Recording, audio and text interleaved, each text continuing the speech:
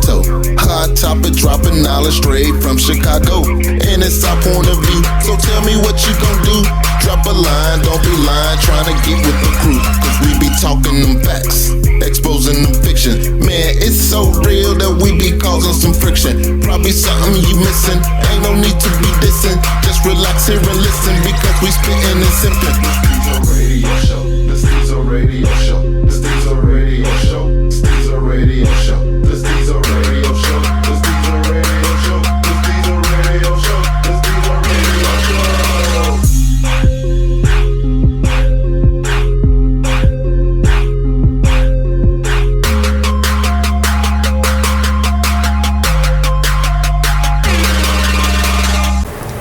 Alright, y'all, welcome back to another edition of Stezo Radio.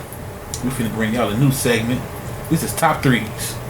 And I said top threes plural, which means it can be top three anything. We gonna see what our top three is. Y'all can debate and go back with us. We're live on Facebook right now, so go ahead and join in. Let's get to these intros. Go. Yellow. There it is. So I'm gonna let Yellow go first. What's your first category for your top three? Alright, so our first top three category that I want to do is movie. Alright, so Not a specific genre, just not a specific genre. Okay. Just if you was stuck in a room and somebody said we'll feed you for the rest of your life, but all you gotta do is watch these three movies, and it's your movies that just make you that you know for sure you gonna stop and watch. Okay. No questions asked.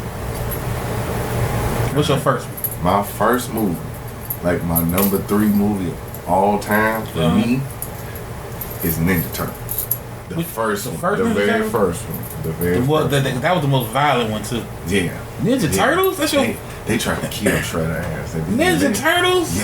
Yes. All these great movies. I'm telling you, I'm telling you, I've watched a lot of movies. I love movies. Ninja Turtles. All right, Ninja Turtles, bro. Ninja Turtles. I live my life by one line in that movie. It has truly defined how I look at the world. All right. Michelangelo is sitting in the sewer with Donatello and they waiting on the pizza to come. And Donatello roll up and he talking to Michelangelo, mind you. Donatello was voiced by Corey Feldman too. Oh, that I didn't know. Yeah. So he's sitting there talking to Michelangelo, and Michelangelo is waiting on his pizza. So they had just had this big long conversation with Shredder about his mortality. You know what I'm saying? Mikey ain't feeling that shit.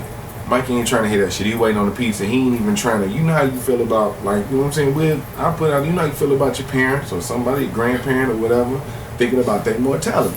As a kid, you don't want to hear about that. These teenagers. You know what I'm saying? Remember that. You know what I'm saying? As advanced and as smart as they was in mutants, they were still teenagers.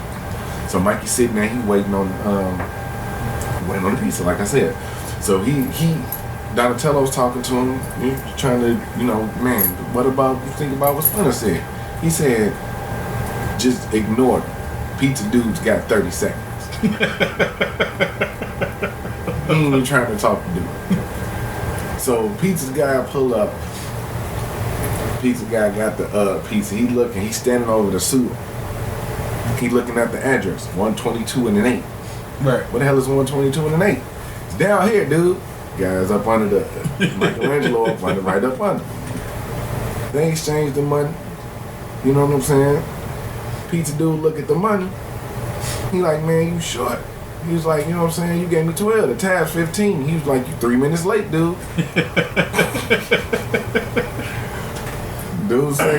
Pizza dude say, man, come on, I couldn't find the place. Right. This line right here is define how I look at people. He said I couldn't find the place. Mikey said, wise men say forgiveness is divine, but never pay full price for late pizza.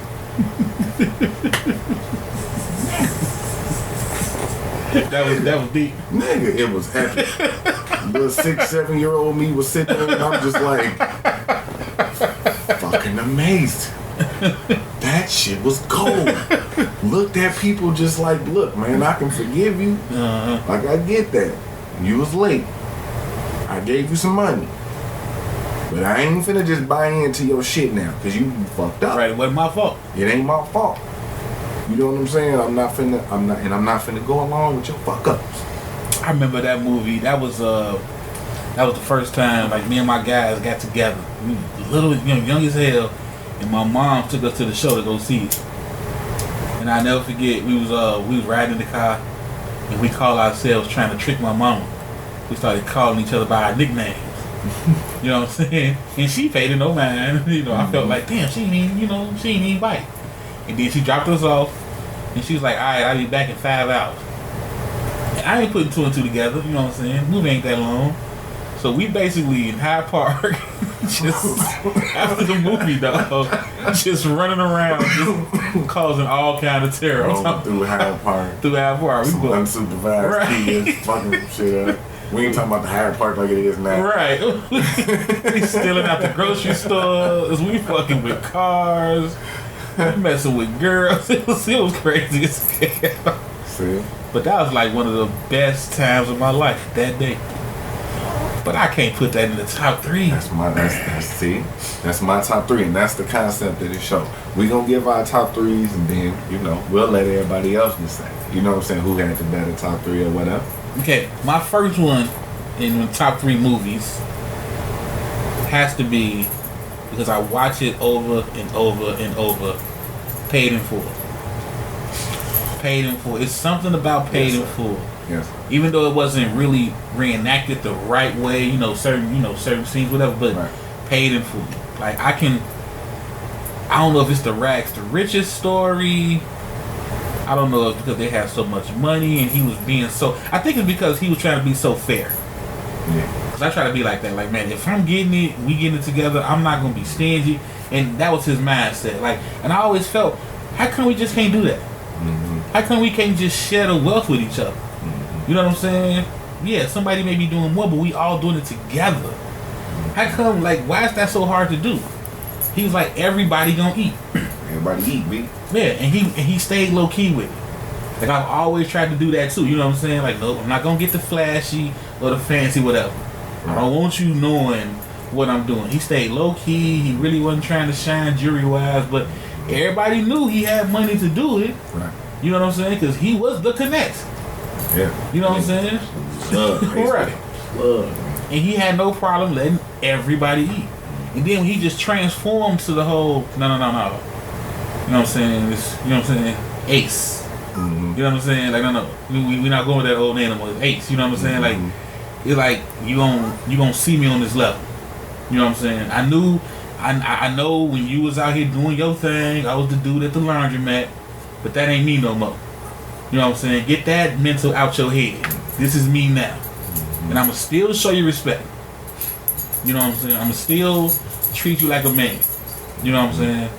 So that's why I always like that movie. Then the acting, like Cameron stole the shit. Yeah, Cam. You know what I'm saying? Money making Mitch. Right down my car fight for my first film. Stole the show. You know what I'm saying? Like the acting was so damn good as far as taking the time that everybody remember, but you don't really know. Because all we saw was the flash. Mm-hmm. We just saw the money and but we really didn't know the people. You know what I'm saying? Like why they did it. And then it also showed that addiction to the money. That whole question, like, man, y'all make so much money, why don't y'all stop? Is, well, we don't know what else to do. And we addicted to the life now. You know what I'm saying? And that like you say, as far as scenes go, when Mitch say, yeah, nigga got dough, nigga can leave the league, but if I leave, the fans still love me, man. You know what I'm saying? What he said, I'm feeling like Jordan, Bird, or Magic. You know what I'm saying? Like, that shit felt real. You know what I'm saying? Yes. He like, if I leave, they still love me? Yes. You know what I'm saying? If I get out the game, go legit, am I still money making Mitch? You know what I'm saying? Man, that movie came out when I was just getting into my teen years. Yeah. That movie created so many drug dealers in the early 2000s. It's ridiculous. Like I said, I compare that to the same way some drug dealers in the 80s felt about Scarface. Yeah. And what was it, Kings of New York, I think. Yeah, Scarface, Kings of New York. Yeah.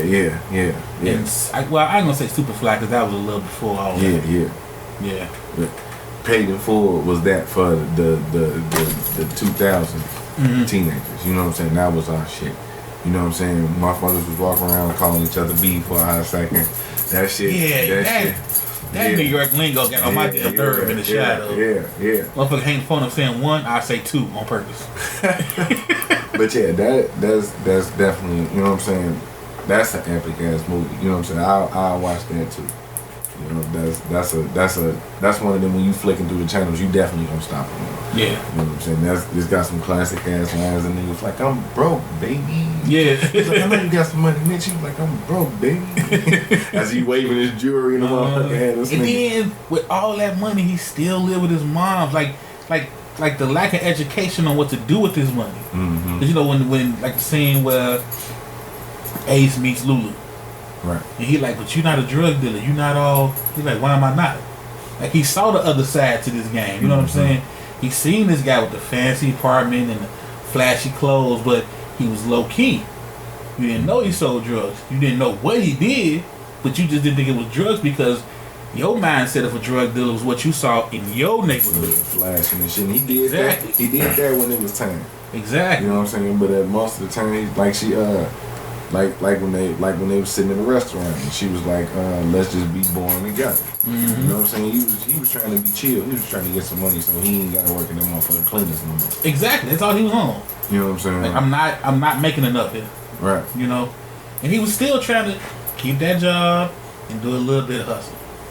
You know what I'm saying? So who knows? He probably would have still been at the cleaners way longer than he was if that shit didn't go that way. And then that courage to step out and go talk to the connect. You know what I'm saying? Like, you don't even know these motherfuckers. But you know they serious because you seen what they gave dude. So it's like, how do you even, you know what I'm saying, have the balls to do that shit?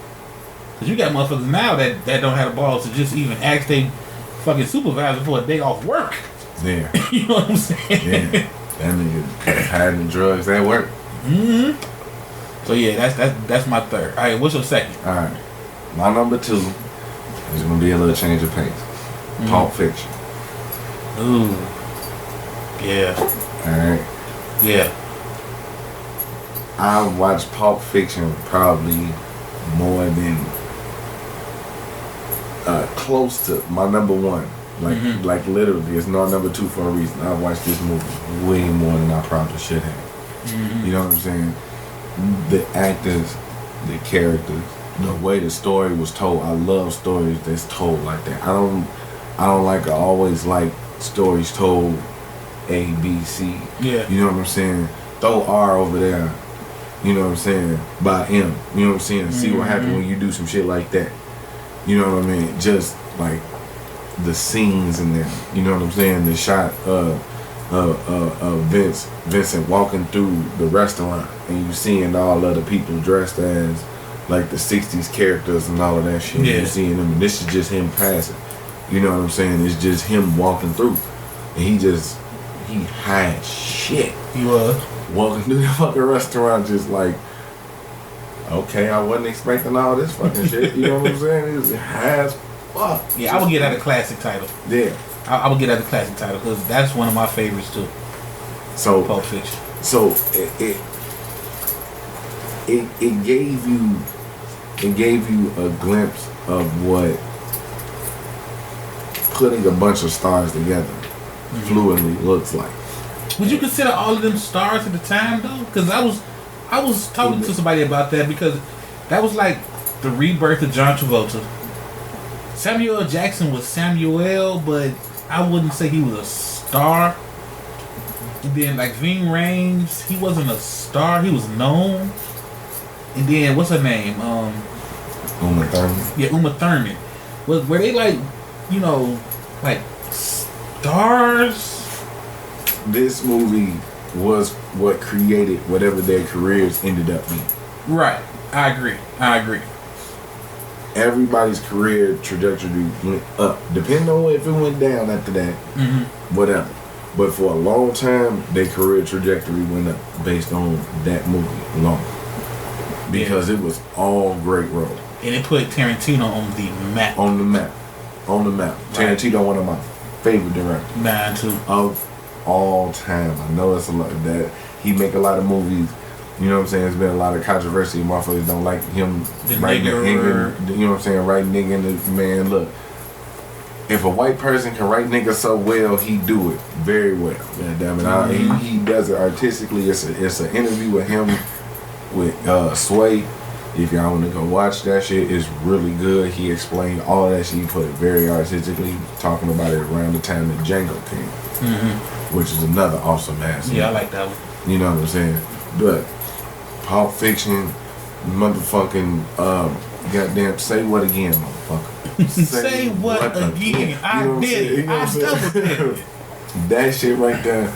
Everybody done said some version of that to a motherfucker they was mad. For real. Every person. You know what I'm saying? Like the Bible scripture that he said. You know what I'm saying? Then when he broke down what he thought it meant, and now he think it means this. That one scene. Man, how it switched the whole feeling of the movie around at the end. Yeah. These niggas end up being the good guys at the end, saving all the people and shit. Yeah. You know what I'm saying? As they had this conversation of where they're gonna part ways. Because believe when they leave there, he told them, I'm finna go walk the earth, bro. Right, I'm out the game. You know what I'm saying? I'm finna go walk the earth. That's a fucking bum, Jules. You're gonna be a bum. He said, you gonna walk the earth like Kung Fu? It's crazy you say that because my number 2 is a Quentin Tarantino. And I'm gonna say Kill Bill. But I mean 1 and 2 because it was supposed to be one movie, but Kill Bill. Okay. I love that movie. You count both movies as one? I do. I'll give. Okay. I count both as one. Okay. You know what I'm saying? 'Cause I mean, it would have been long, but I mean, it's still to me one movie. And it's just the breakdown of the characters, her getting her revenge, and the way it kicked off. Like that first fight scene with her and Vivica Fox when the daughter comes home and she telling her like, it wasn't my intention for you to see this, but if you grow up and you feel some kind of way, you know what I'm saying, I'll be waiting. That shit, you know what I'm saying? That shit was dope. And then the way they did the whole, you didn't know her name, you know what I'm saying? And then when they broke down when she went to fight Lucy Liu's character, but then they broke down how she got to where she, was now with the parents being killed and the, molesting. It was just like all of that was like that movie. I still watch that shit.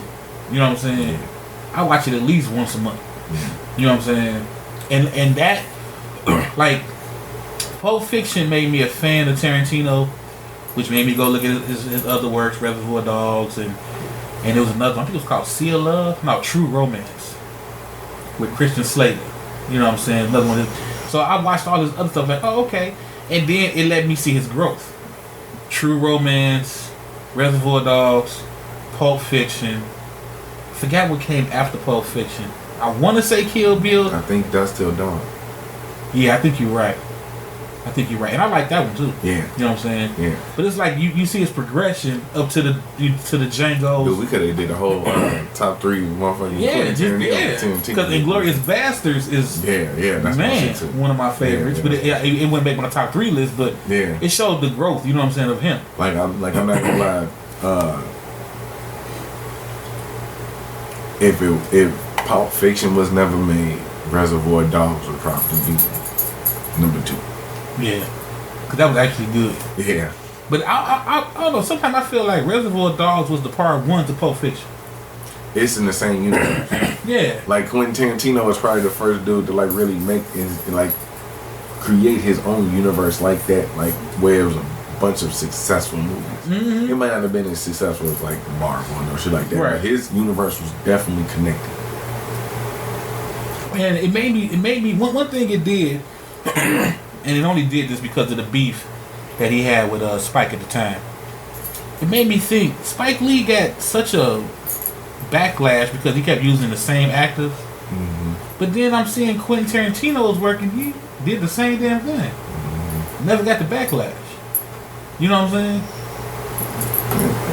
So it's kind of like, that was something that I, me being me, that I noticed.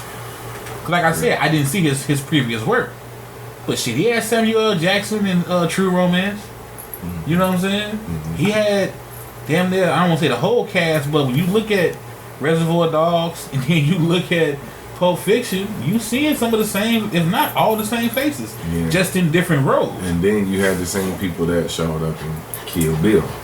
Exactly. Yeah, you have pretty much all the same people who showed up in Kill Bill. Pretty much. Yeah, I didn't see the switch up till Dust to Dawn and, the Inglourious Bastards and, of course, Django. But I guess those were period pieces. I mean, he still could have put them in there, though, now I think about it, but I guess period pieces wise, he didn't. Alright, so what's your final? What's your number one? Alright. Better not be Turtles 2. See the ooze. No, hell no. I'm Go Ninja. Go Ninja, go. Arguably the greatest movie song of all time. Original movie song of all time. Rap, ninja. Rap. Yeah. Don't act like y'all weren't bumping that. Alright. I know y'all can't see it, but Stezo can see it. It's on my fucking keychain. Okay. Alright. Which one, though? The 1989 Batman. The Michael Keaton, the first one? Right. That one better than The Dark Knight? Yes. I have watched that movie more than I've pretty much seen any other entertainment there. I will watch that movie all day, every day. I know every word, front to back, characters, entire, the whole goddamn thing. I mean, that was the shit. Like that, I still remember when that movie came out. You had Prince doing the music, and I'll never forget the t-shirts. I had so many Batman t-shirts from the swap when that came out. Dude, I pretty much ran through tapes of that movie. Dude. Yeah. Like burned them out. You know what I'm saying? Like I would, if Ancient was here right now, he'd tell you, and I'm gonna tell the nigga, put the nigga shit out there. So look, when we was little, I would like make the nigga reenact the scene where he first showed up right after the dudes robbed the family in the alleyway. First two dudes robbed the family in the alleyway. They hiding up on the roof and shit. You know what I'm saying? They talking about the Batman. You know what I'm saying? He ain't even showed up in the motherfucking movie yet. They talking about it. And Buddy shook. One dude, he trying to play it cool and shit. He trying to look through the wallet. The other nigga shook. He like, man, I heard he threw a dude off the motherfucking building. You know what I'm saying? All this other shit. They up on the building. Right? So he creep up behind him and all this shit. He fuck these niggas up. He holding the dude over the thing. I used to grab this nigga's shirt just like how Batman was holding up holding dude over the building. And I'd be like, tell all your friends about him. Like, what are you? And I'd make them say that shit. I was little, you know what I'm saying? So you know how the kids is, they would like beg you into submission to fucking play with them and do some shit. And it was pretty much just me and him. You know what I'm saying? So he was stuck with it. You know what I'm saying? So I would make him do that shit, bro, and that was my scene. And it's funny because just recently I found out they said, what are you? Instead of who are you? Blew my whole fucking life. Damn. I had to go watch the movie back like 10 times to make sure I got all the shit. Dude. That was a classic. Like the release, I just remember the release being so big. Was it Taco Bell? It was everybody. Yeah.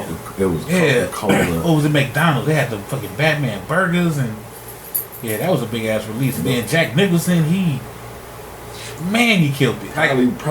Probably has one of his best roles. Exactly, in a comic book movie. Yeah. You know, because back then they wasn't taking it serious. You know what I'm saying? Like it's a comic book. Yeah, it was probably at the time because it's the comic book movies have so many now that it's arguable. But to me, at the time, Batman was probably the best origin story of a comic book movie. That's funny too when you think about it because, like you said, now comic book movies are every day. Yeah. You know what I'm saying? But back then, you just had Batman and Superman. Yeah. That was it. Yeah. And I want to say, because I'm trying to think if the Batman TV show, what was his name? Adam West. Did they ever do a feature film. They did. Yeah, but it really, I don't think It was pretty much a 2.5 hour or 2 hour, you know what I'm saying, episode of Batman in the 60s. You know what I'm saying? Mm-hmm. So the first actual like blockbuster, like we put some real money into this shit. You know what I'm saying? Yeah. It's like the 80s, so like production level was higher. Yeah, that was 89. You know what I'm saying? 89. Yeah. So, and I'm born in 87, bro. You know what I'm saying? So that movie pretty much carried me my whole life still. You know what I'm saying? I just remember when I heard Prince was doing the soundtrack, I was like, oh shit. No. I never knew another movie that had a soundtrack done by somebody on that level. Tell me about a soundtrack. Well, personally, Menace to Society. Mm-hmm. To me, Menace soundtrack was better. Man. And I even put School Days soundtrack up there, but it was more, you know what I'm saying, more laid back. But like that shit, Bad Dance. Best movie. Yeah, but best movie song, Bad Dance. But Menace to Society soundtrack, that shit went hard. Party Man. Okay. Okay, so we at number one. What's your number one, Steve? Coming to America. Coming to America. I still, and people hate watching that with me because I'm that person who say every line. That's how I am with that. Yeah. They hate watching that with me, but Coming to America to this day, Coming to America, I still crack the fuck up. I mean, it's just like, and you know, the funniest stuff to me now is the stuff that ain't funny. Mm-hmm. But when he's sitting here, like maybe 10, 20 years of hard work, you can have something like this right. And he just, okay, like this is my bedroom, you know what I'm saying? Like, your house is my bedroom, but you're right, 10, 20 years. When he explaining them how to, when Louis Anderson explaining to him like the hierarchy of the restaurant and shit. Right like, now I'm on fry. I'm washing lettuce. And that's when the big bucks. And then when he tried to explain football, like that's the funniest stuff to me now. But the funniest scene in the whole movie is when he was like, "Oh, you hit the jackpot, baby." You know what I'm saying? He got his own money. And when I say he got his own money, I mean he got his own money. He got his face on his feet. And the whole time, everybody in the house world just came to an end. She's sitting there, he just, "Oh yeah, you did this time, baby." Like, he just celebrating this shit. That nigga's happy. Everybody is stunned. Right. Like, we rich. He already counted his in here. And you think, he in Queens, Jamaican Queens, got this nice house, he got the McDowell's, you know what I'm saying? But he like, no, they got money. They got wealth. We just rich. Yeah, that is tight. Come on. Yeah, so that's my number one. So what you think about them making the part 2 then? I'm nervous. Since that's your shit. I'm nervous. Because I get the time, in between, because he had all those lawsuits and everything, whatever. But I'm nervous because, right now, especially in this day and age, you're judged off all. Like, you don't get the whole, hey, man, it's been 30 fucking years. You just judged on, this is the sequel to Coming to America. Yeah. You know what I'm saying? So, yeah, I'm nervous. I'm real nervous because all you can do is fail. Like, how do you compete with great? Yeah, because that's an all-time great. Right, so it's like, how do you compete with great? You know what I'm saying? All you can do is not fuck up. But you're not going to do better. You're not going to see it. Yeah. You can just be on par. It's going to be a nostalgia trip. Yeah, you know what I'm saying? And that's more or less like, it was okay. But I mean, you can't compete with great. You know what I'm saying? It's like... Because you're not going to see a part 3. No, and you shouldn't. Okay. I was a little nervous about the part 2 when they was making it a rumor. I was thinking, let's let it be a rumor because again, how you gonna do great? Like if somebody told you right now, like you seen with the Turtles for example, because I love that first one. When they kept doing it and bringing them back out, and then that one with Michael Bay, I was like, okay, well maybe this will bring back the what I'm saying, the franchise, but it still wasn't hitting like that first one. Like that first Turtle, the fight scene with Raphael, trench coat up, out in the park, and him, what you call it, Casey Jones, right, going at it. That whole fight scene, That shit was cold. Yeah, dude. Like, just to go back on that movie, the rooftop fight scene between the Turtles, Splinter, and the Shredder, it gotta be like one of the top 5 like final fight scenes. These niggas was on the roof. They was getting it, Joe. Yeah. Like they was, you know what I'm saying? They was. It wasn't like, okay. You know how you watch a fight movie and it's like one dude attack, he get his ass whipped, and the dude attack. Right, next. They was all rushing this. All the Turtles were rushing the Shredder ass. He was fucking their ass up. I mean, Shredder wasn't doing. Those fight scenes were so cold that they said, "Hey, this was maybe too violent for kids." That's why Secret of the Ooze was so tame. Probably my goddamn God. You know what I'm saying though? Like, but at the time we didn't think it was too violent. Yeah. Because from the cartoon, this is what they do. Yeah, because by the time, like, okay, like Turtles 2, like, okay. It was good, only because I just like watching that shit. It was funny. You know what I'm saying? Tokai, Razor and shit, and all the other goofy ass shit. It was just funny on that funny side. Turtles 3 though, like when they went in time, the only cool shit was the lantern. Like I just thought the lantern was the dopest shit. Yeah, but 3 was that like, okay, y'all lost it. Yeah, it was over. And that's why ain't nothing coming back for a long ass time. That's why it did a long ass hiatus. And then when they brought it back, man, it was like, okay, I liked how it looked. Like a lot of people didn't like how it looked. I like how it looked. I just didn't like how it was acted. And that movie, the dude, he plays Hawk in Titans on DC Universe. I can't think of his name right now, but he said they screwed them over on that movie. Really? Like real bad. Like the contract situations, like they paid them shit to do that movie, dude. Like so yeah, I'm kind of completely against that little franchise too. I don't really watch that shit no more neither. So alright, here's my top 3 for you. Top 3 TV shows. This can be network, cable, whatever. Top 3 TV show. I'm gonna give you my first one. And this is a little tough for me because 3 and 2 I can't. Number 1 is solidified, but 3 and 2 I go back and forth on. But I'm gonna go ahead and say number 3, Blackish. oh, okay. I love the show Blackish. Now when you hit number 2, you'll see why I say I go back and forth. But number 3, I love the show Blackish. Okay. You know what I'm saying? I love the show Blackish. Because, like, now you need that show. And for that show to be on ABC and the shit they talk about, I never would expect it. That one episode where after Donald Trump is elected president and they in the meeting and Dre is, you know, sitting there and they, like, talking about Donald Trump and everybody, you know, the white people are all upset about it.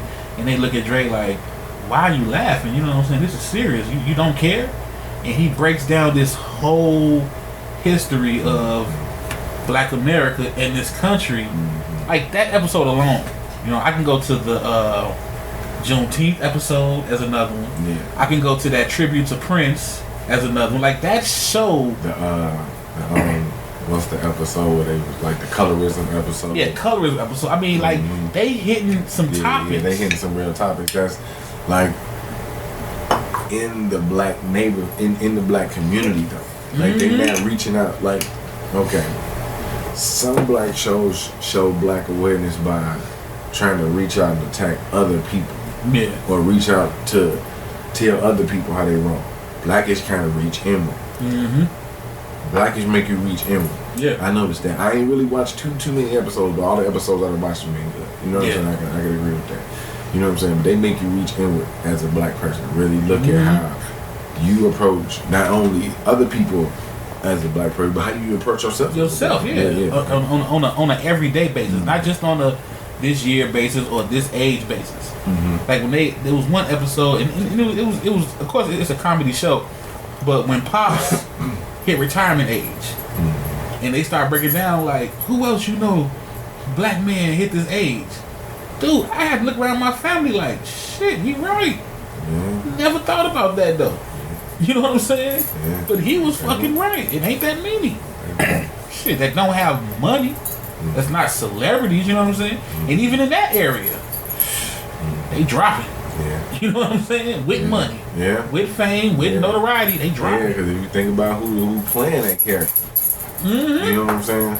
Exactly. As a legend that he is, you know what I'm saying? Lawrence a motherfucking legend, bro. He a living legend. He You know is. what I'm saying? That's one of our living legends right there. And we don't really hold them up like we should. You know what I'm saying? I mean, I'm not saying we got to bow down, but we don't look at them as living legends. Yeah. You know what I'm saying? But you look at Prince and Michael Jackson and Tupac and Biggie died at a young age. It's like, you know what I'm saying?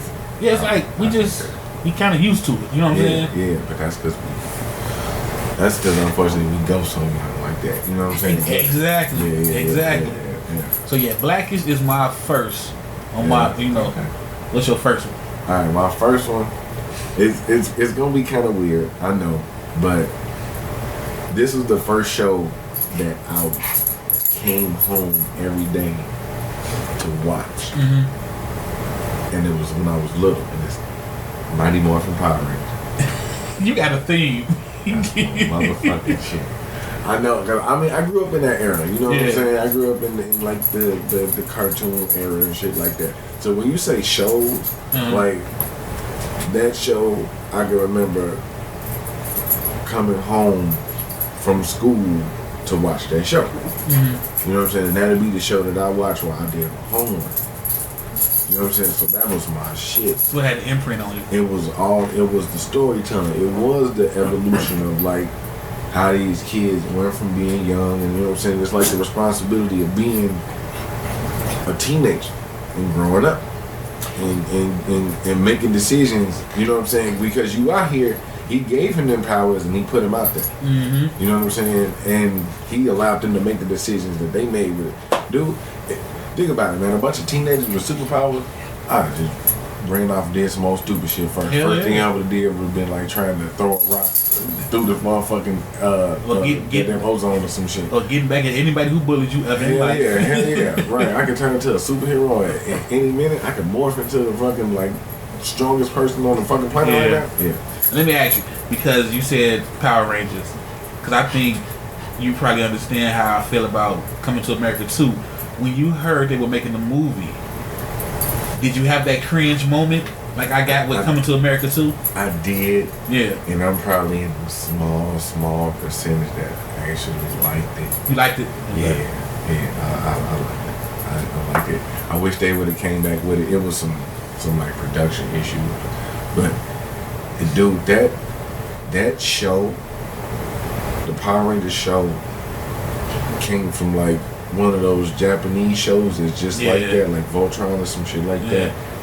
That franchise basically has been going on since like the late 60s, early 70s, bro. Do you watch that shit on Netflix, The Toys That Made Us? I'll probably watch some shit like that. You gotta check out the Power Rangers episode then, because they break down that whole lineage. Oh, dude, the toys at that time from that show, bro, it was like a holy grail toy for me. Was the fucking Green Ranger that the head flipped over. It was like, and they brought those up. Man, they said the flip heads was the game changer. Dude, when you had the fucking Power Ranger, when you had the Green Ranger with the gold motherfucking vest, and his head flipped over, and it was Tommy on one side, and you can flip back over, and you, man, look, that was, dude, when the Green Ranger came out, that changed storytelling for all, dude, I promise you, for any type of show like that, any type of show in that era, the Green Ranger saga in the middle of the Power Ranger story is some awesome fucking storytelling. Yeah. How they brought Tommy in, you know what I'm saying? He was cool at first. He was, you know what I'm saying? He came in, he was cool. Motherfucking Jason was fucking with Kimberly. Kimberly started liking the Green Ranger. She started liking Tommy because he was the new kid. Jason like, what the fuck? You know? Billy like, I'm just trying to build some shit. Trini, who actually died in a car accident in like 99, the Yellow Ranger. Okay. Yeah, she like that was the Asian, right? Yeah. Yep, she died in a car accident like 2. I ain't know that. Yeah. This is like one of the only ones who like passed away or some shit like that. But you know what I'm saying? Yeah, because the Black Ranger still getting work. I be seeing them on Facebook. Yeah, he was just over there motherfucking breakdance. Yeah, he's still getting work out here. You know what I'm saying? But it was a combination of a bunch of different personalities too. They had diversity. Yeah. You know what I'm saying? They had more than one you know what I'm saying? I guess for lack of a better term, they had more than one stereotypical person on the show. Yeah. You know what I'm saying? Everybody played the stereotype. You got the cheerleader, you know what I'm saying, all of that. You know what I'm saying? The breakdancing brother, you know what I'm saying? Yeah. The kung fu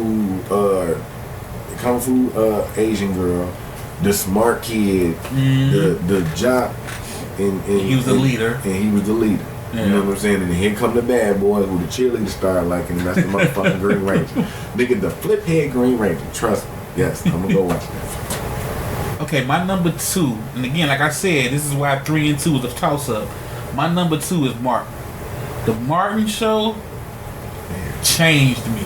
Like Martin, because around that time I was, teenage, but like the 12, 13, 14. So, no bullshit, I always wanted to get a girlfriend just to break up and get back together, like him and Gina used to do. You know what I'm saying? I really thought that's how relationships went. That was my first, besides, A Different World, that was my first time seeing what I consider young people in relationships. And A Different World was different because they was in school. Yeah. You know what I'm saying? Now, when you in school, kind of forced to be around each other. Exactly. Yeah. But these were, you know what I'm saying, young black adults. Yeah. You know what I'm saying? He could have been an easy bachelor. He had his boys. Episode 2 could have been crazy different if Gina was just like, fuck this nigga. Yeah, you know what I'm saying? He like, fine, leave, Gina, leave, step. And then, she, like, that the Martin show, man, for real. Like, sometimes, because I'm not a groupie, but sometimes I know if I get around, if I get the chance to meet these people, I just want to tell them thank you. You know what I'm saying? Because I think sometimes they get the idea of, I guess my show is important, but I don't really think they get it. Mm-hmm. Like right now, best example, The Breakfast Club. Yeah. They don't understand how important that show is right now. Yeah. It's always later on they look back and they see the fruit from that show. Yeah, because they've been so many. They have introduced me to so many people I've never heard of just because of that show. And I feel that's that's how Martin was for me. You know what I'm saying? Like, you didn't have there was no negative crime element. You know what I'm saying? There was no negative black stereotype. You know what I'm saying? That wasn't, I guess there to be made fun of. And they were successful. That too. You see what I'm saying? That nigga wasn't like, he wasn't like struggling like, okay, not to be like that, but he wasn't struggling like James. Thank you. That nigga had a TV, he was on TV, he was on radio, Right. He had money, you know what I'm saying? He could afford a nanny who motherfucking shrunk his Greg Hill jersey. He had his own place. Right. He can afford a new headboard that Gina got a big ass head stuck in. Right. Them niggas had money. The gear stayed fresh, the shoes stayed fresh, and and the fucking jokes was just, my favorite fucking scene is when they reenact the fucking scene from New Jack City. When somebody stole Martin's stereo. Yeah, they all wearing black. I mean, nigga with the fake dog and shit. Right. You know about That's it. Come on, now. Yeah, that's classic scene. I mean, for real. You know what I'm saying? Then the whole back and forth. Then you didn't have that whole, the light skin are the good and the dark skin are the bad and the darker are the evil. It was just, and then he introduced hip hop. Yeah. You know what I'm saying? Like, that was my first time seeing Outkast on TV. Yeah. That was my first time seeing Outkast on TV. Yeah. I mean, as far as, not just the music video. Because they wasn't on BET getting interviewed like that. You know what I'm saying? So, that was the first time I seen them outside of seeing players ball. And, just like, oh, man, look at them. They the same height as Mark, I think my favorite Martin episode is the one with Biggie. Man. Yeah. The one with Biggie gets slept on. Yeah. The one with Snoop gets slept on. Because the one with him and Biggie, it was kind of like boys. Yeah. It wasn't this whole, hey, come on, radio station, and we don't. No, they was more like boys. And I don't know if Biggie or Snoop had acting lessons, but it seemed fucking natural on the show. Mm-hmm. You know what I'm saying? They was cool with it. They did good ass jobs. Biggie, you know what I'm saying? I like that. I like that episode, not just because like Biggie is like probably my favorite rapper. You know what I'm saying? That fucking scene at the end with Gina and Pam sing on that motherfucking stage.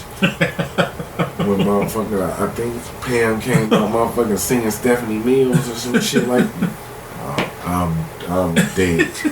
I'm dead. That's my favorite scene. Yeah. You know what I'm saying? That's my favorite scene. I mean, he really introduced a lot of people on that show. Like I look at it now, you know what I'm saying? Of course, he had Kid on there. Mm-hmm. We already knew Kid, you know what I'm saying? Mm-hmm. But then like the episode with Keith Washington, you know what I'm saying? And then he bring on Keith Sweat. You know what I'm saying? Like he was bringing on, you know what I'm saying, music talent, and then the whole proposal scene, Brian McKnight singing. You know what I'm saying? Yeah. It's just He like won. damn, dude. Yeah. You know what I'm saying? Yeah. So yeah, that's my number 2, Martin. That's my number 2. And I'm not saying that he would have been 3 and Blackish would have been 2, but you see why? That's why I was going back and forth. Like, which one? Those are 2 very influential in their times. You know what I'm saying, for different reasons. Exactly. You know what I'm saying? Because I'm telling you for real, that taught me relationships. Mm-hmm. You know what I'm saying? Mm-hmm. Your chick make more money than you, it don't matter. You know what I'm saying? You still the man. Mm-hmm. You know what I'm saying? Like that scene, that episode, he's like, you make more money than me. And he had to break it down like, but if you think about it, I work more hours. And he like, oh yeah. You know what I'm saying? and he was good. You know what I'm saying? Right. See? Not too many problems. Alright. So whatever. My number 2. Your number 2. No. Because your number 2 was No, my number 3 was the Power Ranger. Oh yeah. Alright. My number 2 is Weeds. Ooh, I was addicted for a nice minute. Man, when I The say suburban wife, the suburban moms oh man, selling ounces. man, she was getting it. You know, Remy put me on that show. She was getting it. Like season 2, 3. Like I, wasn't watching cable like that. And he was like, no, you gotta watch Weeds. Man. And I'm like, Weeds? Man. But then he broke it down. And I'm like, and I was still hesitant, like, suburbs selling weed. But then he was like, nigga, what was you doing in the suburbs? You know what I'm saying? I was like, all right, I'll check it out. You know what I'm saying? Yeah, I was addicted. It was like everything was going good. That shit was flowing. Yep. She had all the moms or whatever, all the people in like the little village hall and all. Had the lawyer played by the dude from Saturday Night Live. Kevin McDonald. Yeah. That's his name. Yeah. All them motherfuckers, dude. The motherfucker who played her brother-in-law, who was secretly in love with her. Oh yeah, I forgot about him because he blew up afterwards. You know what I'm saying, dude? To this day, he always the dude with the missing toes from the Man. he was doing porn after the dog ate his toes. That's Dude. how I see him to this day. Man, I watched that like as much as I could. I binge watched. I caught that show after it came out. I'm not gonna lie. On Netflix. I'm just like, all right, See what it's about? see what it's about, Yeah. dude. When you talking about binge, Yeah. dude, Like the Dude. family connection, her sons and man, cause Yeah. man, her younger son was wasn't he? a gangster. And he was the most shyest at the beginning, the most quiet, and I thought the oldest boy was gonna be the one that be, on that shit. The evolution of where that family came from and how she was able to keep them together. Yeah. Like, I give a lot of shit to movies and shows that the female character is just like overpowered and shit like that. You know, in comic books and comic book movies and all that kind of shit and shows like that. That shit right there, she kept her motherfucking family together. You know what I'm saying? And like I said, it wasn't because dad did some other shit. Dad just died. Right. Dad just died. And this is our life. I want to keep our life up. Right. They wasn't hurt nobody. They wasn't doing shit. And man, how everything completely changed to where it was that last episode. Like, dude, when I say I watched Weeds, I rewatched that last episode like 20 times, dude. I remember that last episode with them sitting there and they all smoking a joint. Everybody fucking survived. Yeah. Everybody in the main cast survived. You don't really see that in shows that lasted damn near 8-9 seasons. Yeah, the one scene from Weeds that always stands out to me was when she got with the the Mexican dude. The drug lord mayor. Yeah, and they were before that. Before she made that connect, when she first started going over there, it was she was going over there and she was cool. I forgot the character's name. But she was cool with the one guy, but he was still kind of standoffish. And they had rented that spot out, and he showed her the underground tunnel.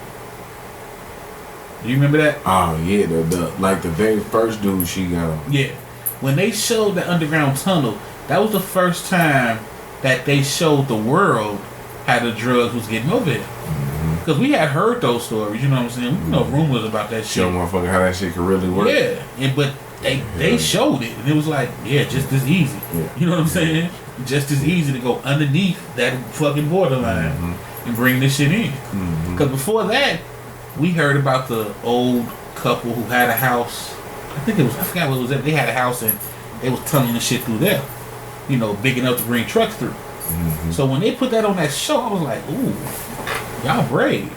Because America had been hiding that secret for the longest. Yeah, because everybody thought that's why I was coming in. Anyway. Yeah, they finally confirmed some shit like that on a major show like that. Yeah, because at that time that show was popular. Yeah. Because by the time that connection, man, because like I said, the first 2-3 seasons, like it was a little shit here and there, but for the most part, they was grooving in their little suburban life, hustling, weed ass, man. She was coming up, and then the motherfucking bottom fell out.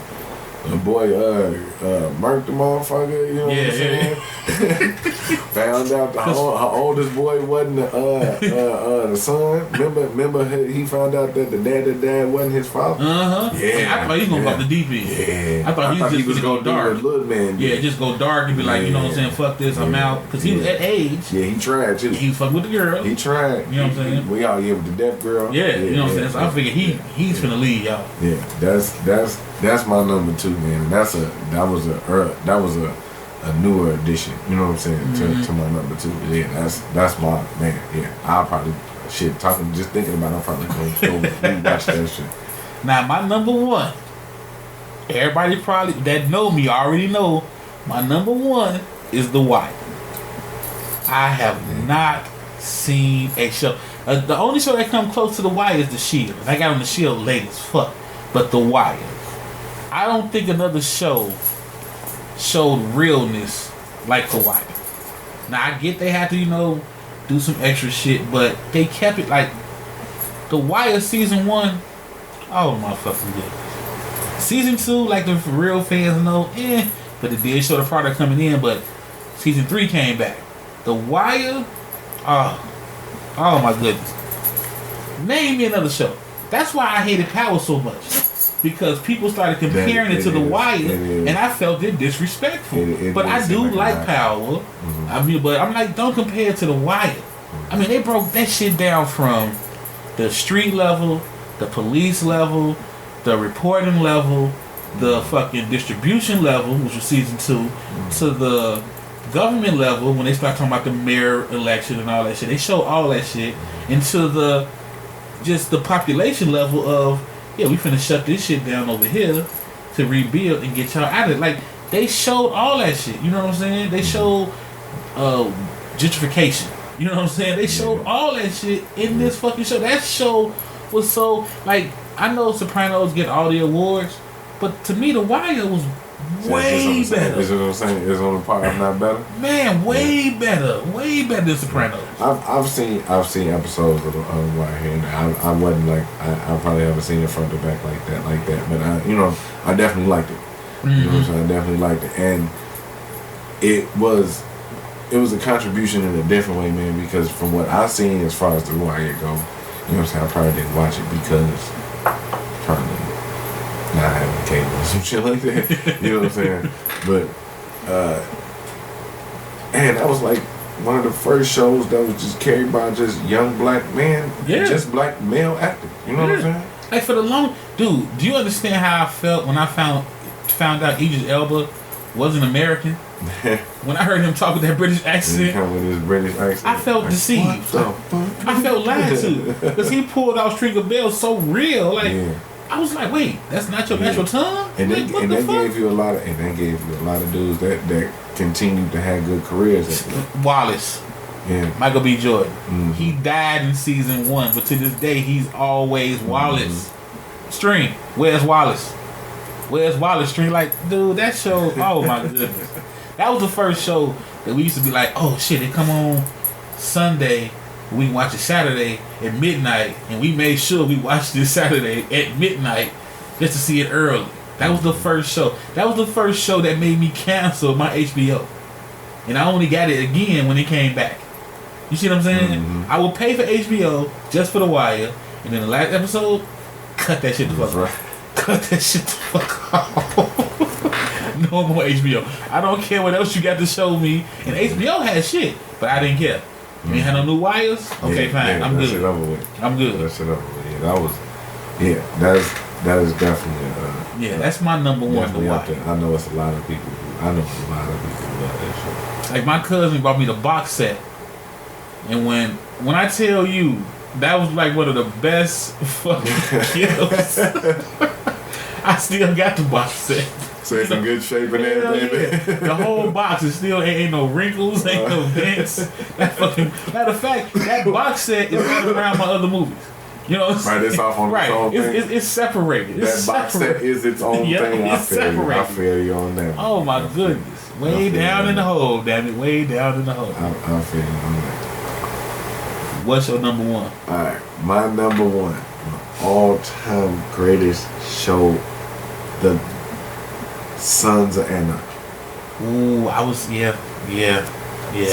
That's another one I got put on late too, but I fucking binged the fuck out of that show. Dude, I'm gonna tell you right now, I'm gonna go ahead and tell you, I'm crazy as shit, dude. I had a dream that I was in that shit one day. I ain't even gonna lie to you. On the bike and everything? Hell yeah, I was out there getting it, nigga. We was moving motherfucking guns and everything.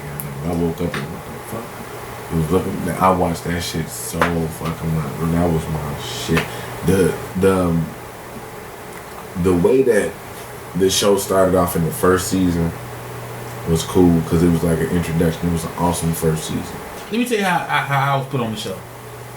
Remy say, man, it's a badass white boy biking gang who wear Air Force Ones. Yeah. That was it for me. I had to watch it. Yep. Yeah, I swear to God, he ain't lying. I fucked with Jack because that nigga kept the fucking ones fresh. Yep. Kept him a fresh pair of white ones. How? Right on the bike. Couldn't have been the same. Couldn't have been. I'm not gonna lie. Cause cause that and The Wire are my, but when Opie died, man, dude. Yeah, I choked up. Probably shed a little crocodile. I choked up. Probably a little crocodile. Because I didn't see it. Like the end of season 1, I didn't see. Yeah. And then him, I didn't see it. Yeah. That's why I love that show. Like the shit they did, I didn't see coming. Yeah. I really didn't. You didn't see none of that shit coming. Nope. It evolved, man. Like Gemma killing motherfucking I can't recall the name right now. Goddamn, motherfucking hair right now. Excuse me. But when Gemma killed. Fuck. When she killed her in the kitchen with that fucking prong with the mama. Yeah. When he killed Jack's wife. Yeah. In the kitchen, and she didn't know that they had set up the deal where everything was gonna be okay. Mm-hmm. Everything was gonna be cool. And it made sense how it ended because, like you said, like her killing her. You know what I'm saying? Because she was very pivotal. I mean, I didn't see that coming. So when Jax did what he did at the end, it made sense. Man. You know what I'm saying? I'm not even gonna speak about what they say on the end because if you listening, you ain't never seen Sons of Anarchy. I'm not even gonna tell you what he had to do. Right. I ain't want to say it neither, but possibly one of, either way you look at it, either one of the greatest or most controversial endings to a show both ever. Both. Like because they kept it open. It's open, but the events leading up to the openness, and Mayans came after it, and dude, I still ain't watched it out of respect of Sons of Anarchy. I promise you, I ain't never watched the episode because I don't give a fuck about them. Fuck the Mayans. It was motherfucking Alright, before we log out, Can we give some honorable mentions? Like give me one show honorable mention. For me, it's Breaking Bad. Honorable mention, Breaking Bad. That was a great fucking show. Honorable mention, Breaking Bad. I would have to think, man. Who would I just slide into like the fourth slot? Yeah. What show have I really just watched?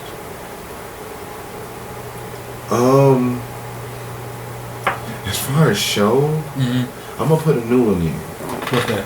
That's like probably like one show that I'm really looking forward to, and I'm gonna put it in because of potential. Because the first season, I watched it.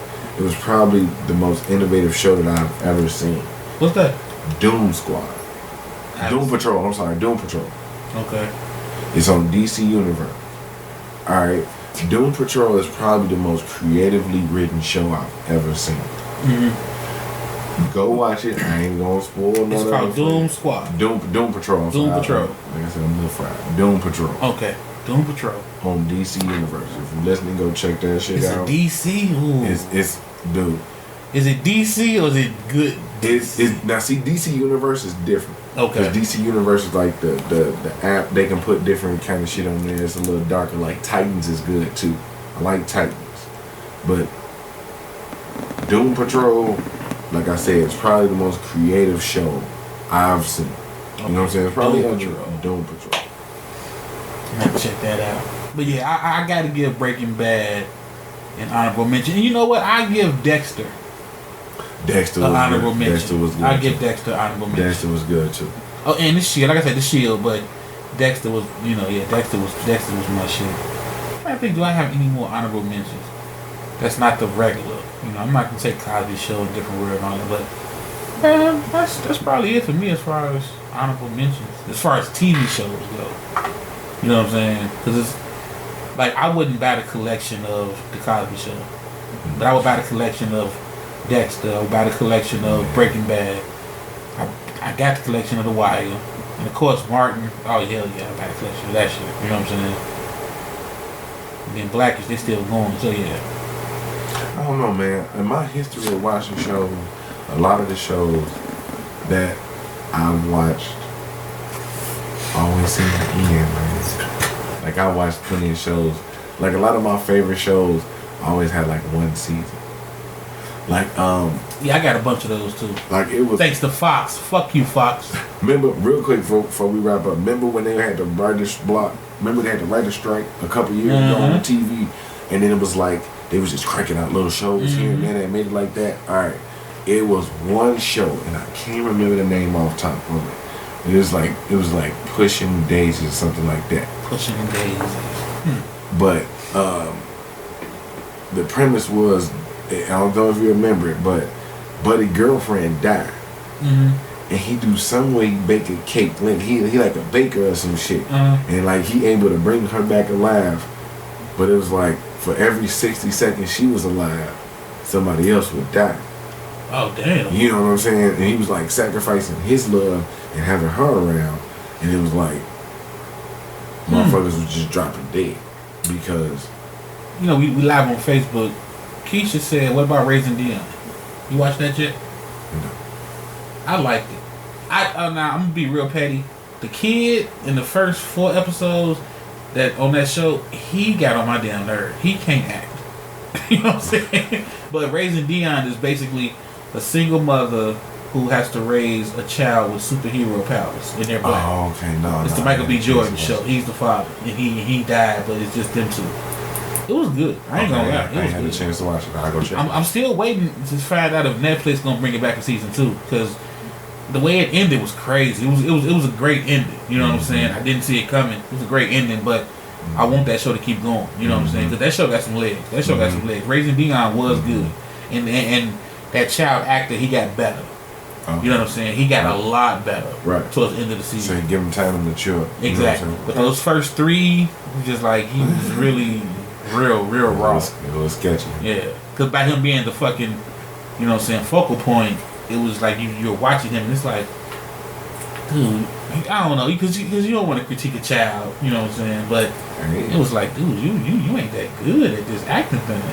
We ain't gonna critique him, we just gonna critique the people who hired him.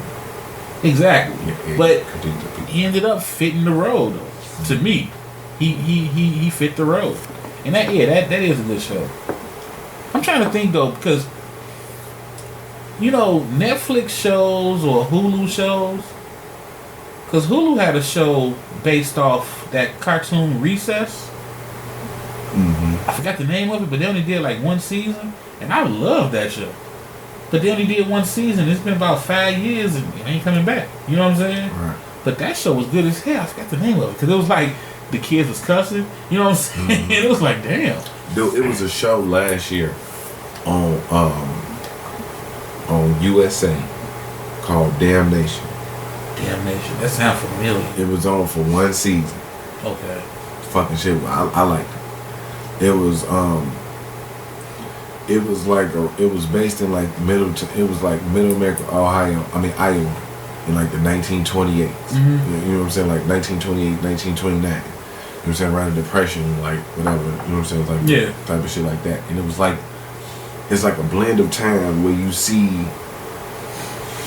the end of people living a certain way and the change of people living one way. Because it's like you got people in cars and you got people on horses.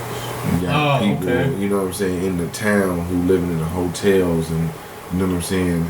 So is that cross between the old West and then the industrial? Right. Basically where the old West meet the industrial era. You know what I'm saying? And you're starting to see more machines and more industry and more evolved crooked shit going. You know what I'm saying? That sounds good. The evolution of crooked shit. Yeah. Because now we not just, you know what I'm saying? It was a scene in there. I get it. It was a scene where the guy's basically a preacher. I'm not gonna give it away because I want you to watch it. The guy's a preacher, and he one of them like he a gun-toting preacher. Okay. You know what I'm saying? So one of the ladies in the town is finna get a house auctioned off. Mm-hmm.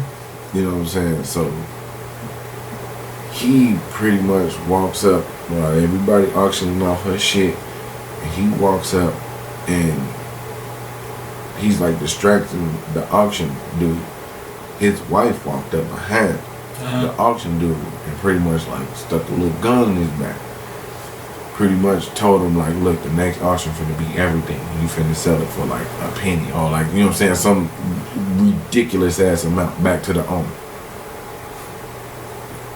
Everybody who was standing with them had a Bible, and the Bibles was gone. Damn. Everybody got their little shit stuck up in somebody's back. You don't see none of the guns out though. Mm-hmm. You just know everybody got one in their back. So the next bid finna be for everything, the house, everything in the house, everything that came with the house for like maybe I think it was like 2 cents. That's what he said the starting bid was. She had the starting bid, the owner. You know what I'm saying? The lady that was getting basically muscled out of the house. She was like, yeah, I'll bid 2 cents. He was like going once, motherfuckers. You heard the motherfucking hammers go back on the motherfucking. I was like, yeah, that's my shit. That's my shit right here. That's my shit, yeah. Damnation. Another honorable mention, but I just found out they're not bringing it back for season 2, was Watchmen season 1 on HBO. I really enjoyed that show. Yeah. And I don't understand why it's not coming back. That was a great fucking show. Seriously. That was a good show. You know what I'm saying? I get why it's not coming back because there was a lot of backlash from white America. It was too low. Yeah, it really was. Hella low. But that was a good fucking show. And of course the Boondocks, you know what I'm saying? Yeah. Gotta put them up there, you know what I'm saying? Definitely get out of it. Yeah, Boondocks, that's gonna always be a classic. Yeah. Boondocks, yeah. I'm trying to think of some more honorable mentions, but that's all I got right now in my mind. And see, if we go into animation though, you know what I'm saying? If we allowed to go in there, that opened a whole nother book. Hell yeah. Because if Robot Chicken is ever on, I can watch it. Oh man. It's a channel on Fire Stick. If y'all got that Cody, Well, they got 24-hour robot chicken. Oh fuck yeah! I'm gonna find that. I'm about to scour the internet to find the fucking 24-hour. That is my I watch shit, that shit like crazy. And it's the fuck. And it's like you said, I got a weird ass sense of humor. My favorite skit is like they've done so many. My favorite skit is the fucking robot that be fucking the goddamn washer, bro. It's just the way he get that motherfucker. Oh, and South Park. I gotta throw South Park in there. South Park. Yeah. That much. I think South Park is probably the next show in line who has a great chance of breaking the Simpsons record. Yeah. On Family of Guy. Longest running. Yeah. But see, Family Guy, I don't know. I love Family Guy, but I don't know if they're gonna be allowed to break the Simpsons record. You know what I'm saying? Because they just get more and more and more controversial.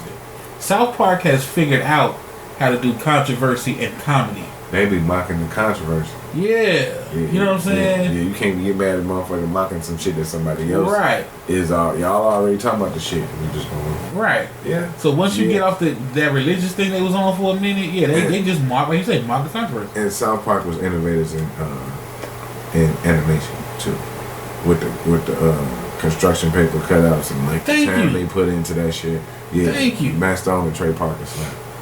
Yeah, they snapped with that shit. So yeah, they got to get honorable mention. They got to. That fucking show to this day still funny. The way they tackle shit, like the last one I saw, the last one that stood out was they took Macho Man Randy Savage and made him a transgender. So he started competing in all the women's events. Yeah, I see. That's exactly what the fuck happened. Right. That's exactly what happened.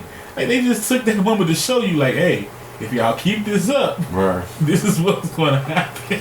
The fucking woman like, ooh, yeah, nigga. And he was just like, yeah. And she said it. That's my ex-boyfriend. And he's just getting back at me. Oh my fucking goodness. That shit was funny as hell. That shit was definitely. Like they was competing, he just looking at their ass like, if you don't get your little small ass out of here, I'm finna put this whole bar over one hand. No chance though. Right. We already talked about that shit. That's the massive motherfucker. That's how it's gonna be. That shit was funny as hell. But it was so simple and to the point. They've been on it, man, for a long fucking time. You know what I'm saying? South Park the movie is probably shut your fucking face, Uncle Fuck up. Yeah. I'm sorry. That's probably one of the best soundtracks too. Yeah, that movie is because that's got a bunch of classic movie songs. Mm-hmm. You know what I'm saying? It's quietly a musical, but it's a cartoon. You know what I'm saying? So you can get along away. But it's like Disney movies got all the fucking songs in it too. Yeah. So why not expect this to be no different? It's just not a Disney movie. Hey, I'm not feeling the Disney real life movies. You know, like they take the cartoon version, Lion King, Aladdin, and Jungle Book. I'm not feeling the live version. It seems like every other one they make is okay. Because I like the Jungle Book. The Jungle Book was decent. I like the Jungle Book. The Lion King was a hit. Yeah. And Aladdin was yeah. Like, Will Smith saved that movie, but he was still under the shadow of Robin Williams. You know what I'm saying? In the animation version. That's how our character follows. Exactly. My favorite one though is Beauty and the Beast. Haven't seen it. I like Beauty and the Beast. Yeah, I like Beauty and the Beast. I watched it with somebody I really liked it. Yeah, that one I haven't seen. Don't judge me.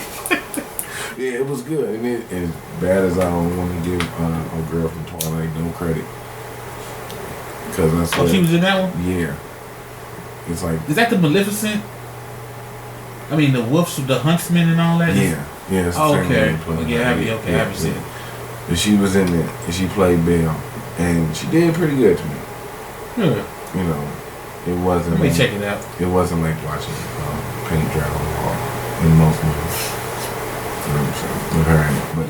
But the Disney live action, I'm really not. Yeah, they could have kept Lion King. Yeah, I'm not really a fan of it. You know, like I thought it would be because of the franchise. You know, Lion King was a disappointment because we expected more out of that shit. Well, see, I really didn't when I heard Beyonce got casted. Because Fox and Cleopatra can't be your daughter. No, because my thing is, she could be the dollar, but she wasn't singing. She wasn't. Nala, you know what I'm saying? Nala had personality. True. You know what I'm saying? Not on the acting side. She cool. Right. Acting wise, no. But if you bring her in because you want to sing the songs, I get it. It was plenty of. You could have put Tika Sumter in that role. Yeah, I took Neil Long. If I was thinking of just somebody you wanted to give a super push, you know what I'm saying? Mm-hmm. She could have jumped in that role and fucking dude. If you want to check this out, if you wanted to like pay homage to somebody, and you don't like this. If you wanted to pay homage to somebody, I would have put motherfucking Cree Summers, man. Ooh, and she is the queen. The queen of fucking voiceover. Yes. When you see her list of work, dude, she's done everything. Yeah. Everything from fucking from Codename Kid Next Door. I was just gonna say that one. That was my shit. To the Rugrats. To the fucking Rugrats. She was Susie on the fucking Rugrats. Dude, she done been everybody. Bro. Yeah. She done been everybody. And she's been good. Yeah. Like it's not just just cause who she is, dude, but she's been good. She plays I can't think of the little dog's name on Clifford. My little the little brown dog. Junior watched Clifford, yeah, the little dog with the little bows on their head and all that shit with her little scruffy voice. You could tell it's Cree Summers. Yep. You know what I'm saying? But dude, it's like her iconic voice seems to translate into whatever character it put her in. Dude, she would have just thrived as Nala. I would have loved Nala with that little raspy voice. Yeah. You know what I'm saying? Yeah, that was a little disappointing though. Gotta do better, Disney, on that front. I gotta do a little better. I got the more honorables. I'm trying to think, cause just to give shine to them. But I'm done. I think I'm done. Yeah. Yeah. All right, y'all. Thank y'all for tuning in, man. As always, make sure y'all check out www.stezoradio.com for the t-shirt of the month. And on that note, we out.